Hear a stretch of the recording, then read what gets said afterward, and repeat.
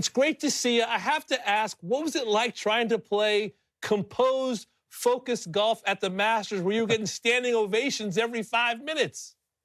I know it was very strange in a way, but very emotional and very nice. Enjoyed having my son Jason with me. And the strange and weird part was coming up 18.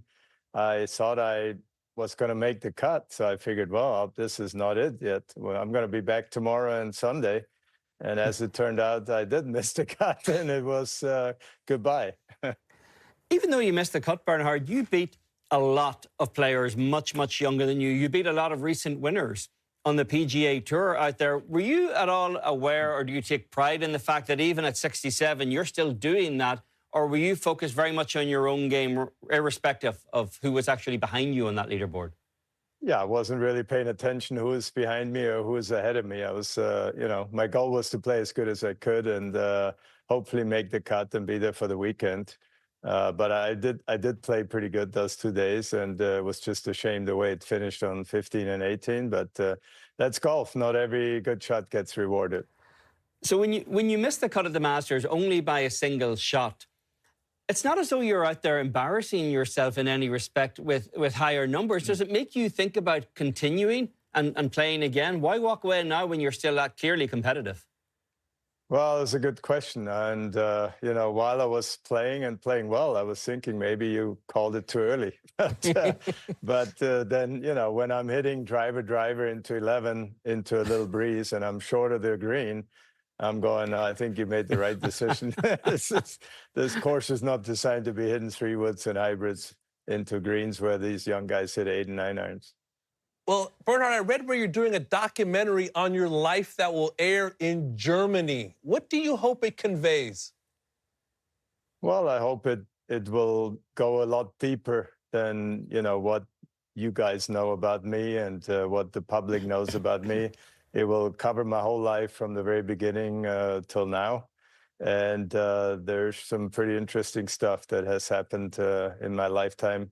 And I think it was worthy to do a documentary. I said no for many years. There were a couple of companies interested in chasing me, and I always said, no, I'm too busy. I don't want to spend all that time. But finally committed to it, and I think it's going to be a nice piece. So it will air in Germany first, and then we'll work on the international part of it in the near future. Bernhard, you've had such a long career, so many highs in it. You've won, I think, something around 120 tournaments around the world at this stage. But we Irish, we like to focus on the kind of fatalistic stuff. I'm curious, is there one tournament over all those years that you still think about once in a while? You look back on the one that got away from you? Oh, there's many that got away from me. Talking about Ireland, I remember I was 19 and I was leading the Irish Open, and I had a 2-shot lead with 9 holes to go at Portmarnock. And I hit a beautiful tee shot on 10, and I'm walking off the tee and I'm thinking, well, what are you going to say at prize giving? I've never given a public speech. So I was thinking about that. And then my next thought was like, what are you going to do with all the money you're going to make, winning the tournament? And you can imagine, half hour later, I wasn't leading anymore and I didn't win the tournament. So those are just kind of the rookie mistakes you make. But the one that probably hurt the most, was a couple of the Open Championships. I should have won one of those. And then I lost the Senior Open in a playoff to Mark Wiebe, and forgot now exactly the year, but I had a 2-shot lead on 18, and all I had to make was bogey, and I made double bogey. I hit it in the greenside bunker, which is usually not a problem, but it had rained and the bunker was rock hard. And when I hit my sand shot, it bounced off and bladed the ball into the face of the bunker. And anyways, made a double bogey in regulation and then lost in the playoff after 3 holes or something. So that one lingered a long time. Well, you've done plenty of winning. We spoke to your fellow World Golf Hall of Fame member, Amy Alcott, earlier this week, who said she wished more players of the younger generation would reach out to her and ask her questions about the game. Do you have a lot of the guys ringing your phone, or gals ringing your phone, asking for advice? I would think your phone would be ringing off the hook, considering the career you have put together. Well, yeah, it's a thought. And there's some young guys that have reached out to me, especially around the Masters time. They want to play, practice round or something like that. And we just played a practice round with Max Graseman, who, by the way, is a phenomenal young player. What a talent. He actually comes from the same club as me, from Woodfield Country Club in Boca Raton.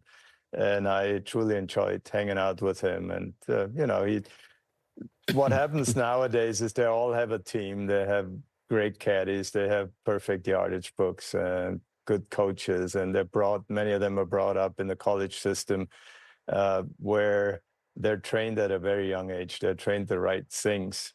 So they feel like they don't necessarily need to ask some of the older guys who've been around for years and years, because they get all that information from all different sources. Well, you certainly didn't have the luxury of a team around you when you turned professional at the age of 15, Bernhard. I want to try some trivia with you. Do you recall exactly where your first official start was on the European Tour, all the way back 1974? Oh, that one. Well, officially I started in 76, and that would have been the Portuguese Open. But I did try and Monday qualify a few times, and it would either be the Swiss Open, the Italian Open, or the German Open, before 76. But in 76, I joined the tour full time, and that was the Portuguese Open. So which one was it in 74? It was the Swiss Open, followed by the German Open the next week. Okay. You did miss both cuts, but it's been a heck of a ride since then. Yes, it has. Lots of ups and downs. Bernhard, we could talk to you all day. It's great to see you back on PGA Tour Champions. Congratulations on your incredible career, not just at the Masters, but throughout the world of golf. Thank you so much. My pleasure. Thank you guys for all that you do for the game of golf.